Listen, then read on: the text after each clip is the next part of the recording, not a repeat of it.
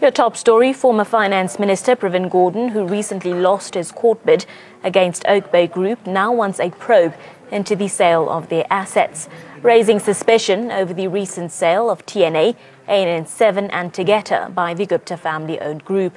Gordhan wants a parliamentary committee to probe these sales. In his signature style, the axed minister uses an arbitrary message floating around and unsubstantiated allegations to determine an urgent inquiry. Gordhan wants the Public Enterprise Committee to urgently draw up a list of witnesses who should be sent letters. He says that if the witnesses resist parliamentary committee, they should be subpoenaed. Even law enforcement agencies may be called in for necessary assistance. Gordhan wants Parliament to look at the recent disposal of some assets in South Africa by the Gupta family, hinting at the Gupta family. Now, former minister wants the sale to be part of the parliamentary probe into state capture. He quotes a random SMS to say that Swiss buyer of Tegeta has an interest in fashion, clothing articles and shoes, and insinuates that something strange is going on. There are several aspects of Gordhan's request that raises doubt. It's strange that Gordhan feigns ignorance to the reasons for asset sale by the Gupta family, given the fact that Gupta's businesses have been choked from all sides, making it impossible to function. Surprising that Gordhan makes a speculative SMS the basis for casting suspicion on the new buyers of Tegeta Exploration and Resources. Gordhan's appeal for urgent parley probe into state capture suspicious, as a judicial probe is better placed to decide this extremely political matter. The recent court judgment has cast aspirations on Gordhan's motives in dragging the Oak Bay closure of accounts matter to court. The judgment could be seen as vindication of Oak Bay's stance that Gordhan was following a political agenda against the family's businesses. Surprising that an MP relies on unsubstantiated SMSs and not facts about Tegeta's buyer, Amin Al-Zaruni, a leading businessman in the UAE. Pravin Gordhan claims to be oblivious of the reasons that forced Oak Bay to sell. The factors are apparent to anyone who is willing to acknowledge them. And now let's go to my colleague Matapelo Molloy for more on how the Gupta family-owned businesses were gradually choked, threatening thousands of livelihoods. A number of red flags have been raised by certain media houses, including Pravin Gordhan, in the regard of the sale of the TNA and ANN7 and some of the Oak Bay businesses by the Gupta family. However, there has been a number of contributing factors which actually led to the Gupta family selling off some of their Oak Bay businesses. Let's actually take a closer look at some of those real reasons behind that. Well, auditors KPMG pulled out citing pressure from above and association risk endangering companies on the JSE listing. Another reason is that JSE sponsor Saspin pulls out endangering Oak Bay's JSE listing. Algesa Export Sales withdraws insurance cover from Sahara, which is just one of the reasons why the Gupta family actually decided to take upon the sales in the Oak Bay companies. The supply of mining machinery, Barlow World Equipment terminates business with Shiver Uranium. Gregory School, HBM Property and Energy SA via Reliant Insurance Brokers Pty Ltd had refused to offer enough support to Optimum. Another reason is that Western Digital stops distribution of Sahara computers, making it difficult to actually maintain business in that regard. In October 2016, Reliant Insurance Brokers Mutual and Federal Insurance Company refused to ensure Optimum delivery. And in December 2016, Sanders terminated distribution and reselling agreement for CBC products. And in June 2017, another JSE sponsor, River Group, pulls out, necessitating withdrawal from the Johannesburg Stock Exchange. And lastly, just one of the other reasons is that pay agent Terbium Financial Services also withdrew their services in August 2017. Well, those are just some of the reasons cited by the Gupta family in a selling of their Oak Bay businesses. Well, joining us in the ANN7 studio this evening to discuss this further is political analysts Mr. Jackie Shandu as well as Mr. Botsang Moila. Good evening to you, gentlemen. Thank you for joining us here on ANN7. Good evening. Good evening. Botsang, let me start with you. There's been a lot of reaction to former Finance Minister Pravin Gordhan's latest call for some sort of parliamentary probe into why the Gupta family has decided to sell its assets in the country. Are there genuine concerns around this motive? Look, good evening to your viewers as well. There will generally be concerns looking at how the Gupta family or Oak Bay has been treated in South Africa, particularly in the last few months. But it should not come as a surprise that a company or companies that have been choked and, the system as well as financial institutions, including the treasury under Mr. Pravin Gordhan, they've made it actually impossible for Oak Bay and its sister companies or holding companies to can conduct business in South Africa. And we should not look at one side. But what is even more worrying is, we have talked before about political office bearers abusing state resources, abusing government entities to can conduct a witch hunt, whether it's political witch hunt. And when I look at this, actually, it becomes as a witch hunt. Due to the fact that there's a lot of corrupt activities that happens in the country that are found and investigated to be wrong officially by the Competition Commission, the cartels by the bank, the conduct of the 17 banks under Mr. Pravin Gordhan as the former Minister of Finance were found to be guilty of devaluating the currency of the country. And he hasn't even raised that in Parliament. He even failed to act towards banks when they conducted themselves in the manner that they've conducted themselves towards Oak Bay. It could have been any other company, but not Oak Bay. I'm thinking what Mr. Pravin is doing at the moment is he wants to use the parliamentarians and committees of parliament to can foster his vendetta against the Gupta family and Oak Bay. We know that the country is in a process of establishing a commission of inquiry into overall state capture. And when the president announced this, he did mention that we should look at state capture as a whole and not only into one family that is said to have captured the state in South Africa. We have looked at whether the judiciary, whether the administration, whether the legislative authority has been captured or not.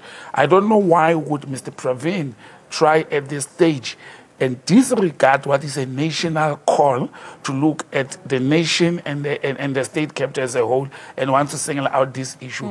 Also to go and base insinuations on media reports, on SMSs, non-factual things, when there are official statements released by Oak Bay or the Gupta family, when there are official positions and processes that it has happened in South Africa that people sell their businesses.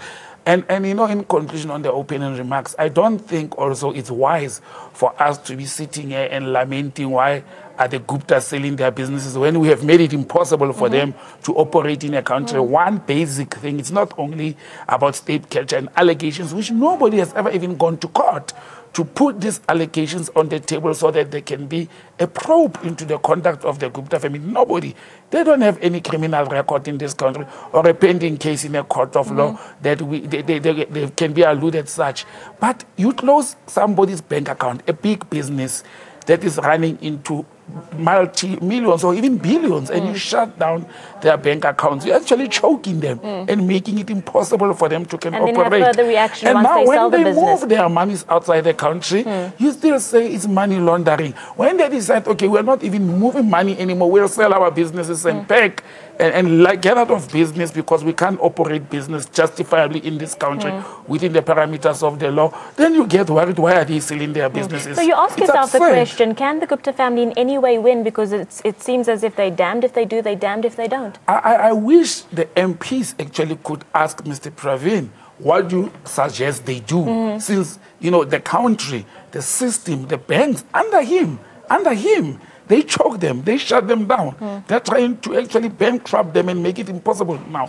The parliamentarians must apply their minds as well to say, what do you say? He must come with suggestion to us as a nation. What should have the Gupta family or Oak Bay done in this instance? Mr. Shanu, let me come to you and get your reaction here. Botang speaks of some sort of possible vendetta. Is there any proof of such? And also, what is your reaction to Pravin Gordhan's latest call? Do you think his concerns are genuine in any way? No. Pravin continues to project himself as an overzealous apostle of white monopoly capital. That's what he is. But the banality of his tactics as well I mean, it's just shocking for someone who has had such a responsibility of being Minister of Finance. Of course, we know from his own reflections and his own utterances that he ascribes his own sacking to being related to the Gupta family.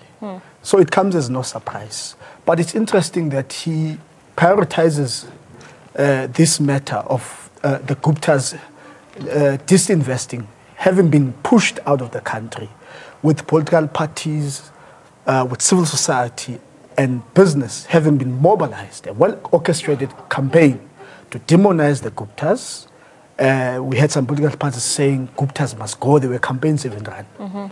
So when seemingly the Guptas are saying, look, we can't be here against the wishes of such institutions and politicians in this country, even that itself becomes scrutinized, and there's this sort of thing. It's interesting that we've had a few days ago the Statistician General making poverty trends available, damning. Black people are getting poorer, 3 out of 5 black people are poor. Seemingly the economic freedom is a long time coming for black people. And you have this guy who is prioritizing these things when his own tenure, both at SARS and the Finance Ministry, are also strongly associated with further privatization, consolidation of white economic supremacy in this country. It goes to show you that a section of the political class in this country is completely captured.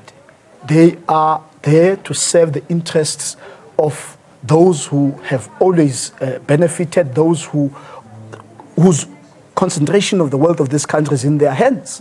And they have no relationship, they have no commitment to the poor, none whatsoever. The statistics show us, they are very fresh, that South Africa is still the most unequal society in the world, and it is deepening. And the poverty of those who are victims of both colonialism and apartheid, is even deepening. And we see these trends, these contrary trends in terms of whites consolidating their wealth. They benefited during unjust regimes of both colonialism and apartheid. Even this dispensation, which is supposed to champion transformation, the redirection of resources to those who had been unjustly discriminated against, it's not happening. And there's no moral outreach. There's no Save SA to say, this can't be. There are no members of parliament. So it then goes to show you, this is the same guy, by the way, Pravin Gordhan, who, as Minister of Finance, his own interests, his directorships, his shareholding, in the very same companies which are in the same industry that he was, minister of, that very sharp conflict of interest, when is that going to come into scrutiny? So we are saying, and I like what the MVA have said as well, that there is a common understanding that there should be a comprehensive, widened scope of state capture, dating from 1994. It does not begin now. We must begin to see industry by industry. There's been cartels in this country. There's been scandals of the construction cartel, the bread price fixing, and so on and so forth, which did not go without active participation of certain politicians. So it must not be a witch hunt. We must also look at, in this economy, who controls what percentage of the economy. And in terms of what we've read throughout this Gupta must go nonsense, Guptas don't even control less than 3% of the economy. And then how do you then call that state capture when they don't influence not even 3% of the economy? It's laughable. But because politicians know that there is this disease of lack of political consciousness, they can go out there and spread out this propaganda, become very populistic, whilst claiming to be championing the interests of our people. But we thank God that there are institutions such as this one where we can have this, very honest discourse about what is going on in the country. Definitely. Well, I want to welcome Mr. Sifiso Matlangu, political analyst as well, in studio to join us in this discussion. Sifiso, welcome. There's been a lot of talk around why the Gupta family has decided to sell the likes of Tegeta, ANN7 and the New Age newspaper. Allegations that they want to skip the country, allegations that they are getting ready to leave. What is your reaction to these sort of allegations doing the round in the media? Well, good evening, Abigail, and good evening to all your viewers, the viewers of ANN7.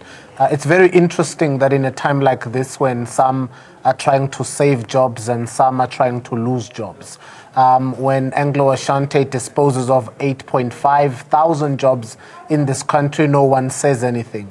And you know why? Because the chairperson is the leader of Save South Africa, Mr. Sipho Bijan. He belongs to a faction of the ANC, a faction of the ANC that refutes, denounces, denies, and rejects white monopoly capital, not the term coined white monopoly capital, but the organ and the existence of the monster defined as white monopoly capital. Some say this white monopoly capital monster was created by a PR firm called Bell Pottinger. When Mandela spoke of it in the 90s, when even Mr. Jonah Titenze wrote on white monopoly capital.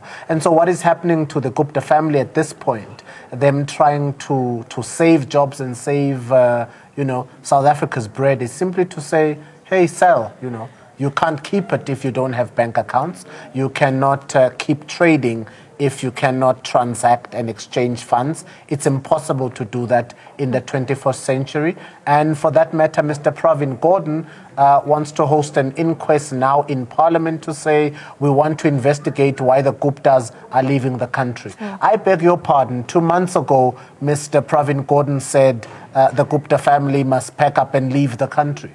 Now they are selling off their assets. Mr. Pravin Gordhan says, let's check exactly why they are disposing of their assets. That's not a problem to me. The problem is that he wants to use Parliament to manufacture this. He wants to use a political house, that which we call the National Assembly, to manufacture this. I wrote the story in the New Age yesterday, that which is on the page 4 of why Mr. Pravin Gordhan suddenly wants to jump over a judicial commission of inquiry and then say, let Parliament have a sitting to hear about state capture. If anyone in this country is going to talk about state capture, they cannot talk about the Guptas and not talk about all the other families that have captured the state. And I think the MKMVA is so right, because if you define state capture, you can't define a single family or a single individual in this country. At a press briefing at Luthuli House, I asked Mr. Gwede Mantashe about the CIX report and asked him, why don't they widen the scope of state capture? And he responded to me and he said the ANC, NEC, has decided to widen the state capture investigation and up until 1994. And they really believe that the president, in announcing that there will be a judicial commission of inquiry, will also elate the fact that it goes back up until 1994. I think what Mr. Pravin Gordhan is doing, as a very good politician that he is trying to saturate the process.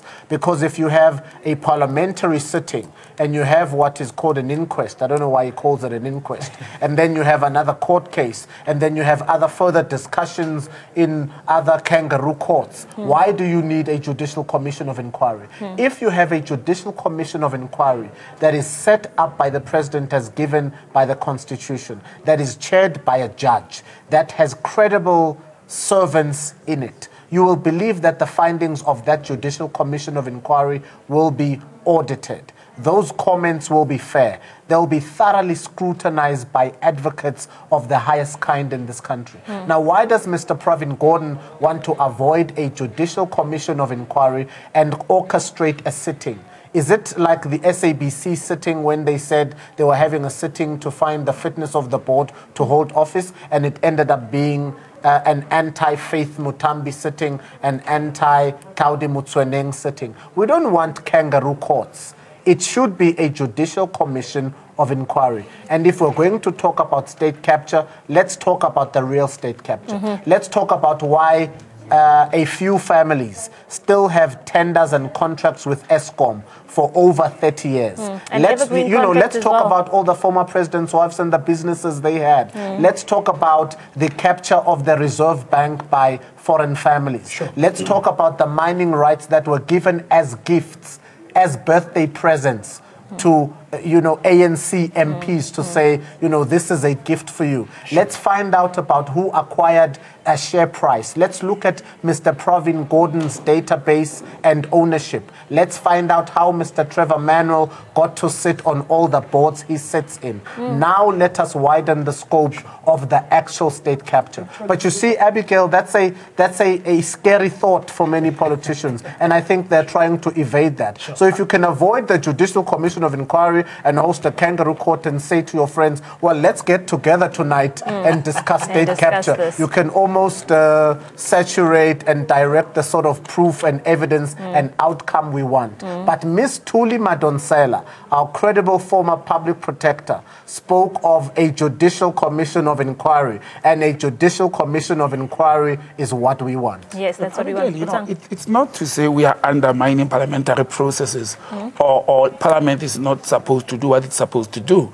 We are saying there's a process that's at hand, but there are also other government institutions that I think Mr. Pravin Gordhan is undermining and jumping the gun. We have the Financial Intelligence Center. If there were any suspicions of any money laundering or wrongdoing regarding selling of company, the FIC could have stood up. We know that it's got the influence to the FIC, but it has not said anything. We have the South African Revenue Services, we have the company registering CIPRO, we have the Treasury itself, which is at the helm of all these financial institutions and bodies of government, that hasn't said anything. Now, one disgraced and failed Treasury or Finance Minister rises from a very, very low subcommittee of Parliament or parliamentary committee and wants to dictate to all the statutory bodies. While when he was a Treasury Minister, he failed to manage and control them. He failed to say to the Reserve Bank that he was politically responsible for. I think the banks are not conducting themselves in a manner. He actually ran to the courts of law, which, 2 weeks ago, they threw his plea outside. He ran to courts of law instead of performing his duties. To date, I still want to see a politician in South Africa, particularly the clean ones, or supposed to be clean ones, like Mr. Pravin Gordhan, stands up and say, APSA, the public protector that we love, said A, B, C, D, and E, can you start paying back the money? I want to hear Pravin Gordhan saying there has been an inquiry by the Competition Commission into the devaluation of the rand by 4 major banks in South Africa, colluding and collaborating with other 13 international banks. None of these politicians, like Mr. Pravin, is standing up and saying, when are we charging, when are we investigating, when are we probing or conducting an inquiry into the conduct of these banks? He is chasing one family. We don't know why he's chasing it, and he's even chasing it based on hearsays, based on SMSs and media reports. And I want to move our attention back to that so-called SMS. Mr. Shandu, let me ask you, there's been a lot of speculation around this SMS, questions asked around why Tegeta is being sold to a company that specializes in fashion and those sort of items. Maybe, Sfiso, you can get involved here as well. Is there a concern? What is the talk around this question? This well, I would think any business person in the world could buy any company. Yeah. I've traveled to various countries in the world where people own mines and they own shoe companies. Let me make an example of the Motsepe family. Mr. Patrice Motsepe, a lawyer by profession, he owns mines, has extracted into other businesses. His wife is a doctor by profession who runs the Africa Fashion Week. Shoes, bags, now extending to jewelry and other things. Is this family going to try and separate mining from fashion? Because it's one house. So how does someone say, a credible man who's in the NEC of the ANC, say, well, this company also does a bit of fashion, or they sell fashion items, how can they be interested in mining? I mean, that is a preposterous thought. You haven't met these people, and a whole former minister is talking about gossip on social platforms, is talking about gossip on SMSs. Somebody SMS'd me and said, how can a company that does mining get... What is his vendetta against the Gupta family? Mr. Shandu, we're quickly running out of time. Sure. I just want to hear your view as well. No, of course. But firstly, we want to remind Gordhan that I'm not sure if he's still a communist. I know that he honed his political teeth in the Communist Party. And in 1848, Marx and Engels tell us that, the political class in a capitalist state merely manage the common affairs of the bourgeoisie. And that's what state capture is. You know, so to even now want to make it such a sensational thing, the state has been captured since 1994. But to talk to what you are saying, look, I think Siso has articulated quite well. You have Bidvest that does everything. It invests in mining, it has interest in financial services, in construction. So this is a very idiotic thing, you know, to come from someone again who has been Minister of Finance, senior executive at SARS. There is no basis. It just goes to show you the level at which this chap is personally aggrieved. Let's leave it there, Mr. Shandu. Unfortunately, we've run out of time. Very interesting conversation and debate here in ANN7's newsroom this evening. But I want to thank all of our guests for joining us this evening. Mr. Jack Shandu, political analyst, Sfiso Matlangu, political analyst as well, as Botsang Mola, political analyst as well. Thank you very much, gentlemen, for joining us this evening. And that's where we leave Newsroom Live for this evening. From myself, Abigail Fasahi, and the team, thank you for tuning in. ANN7 Prime with Cindy Malby up next. Enjoy. Good night.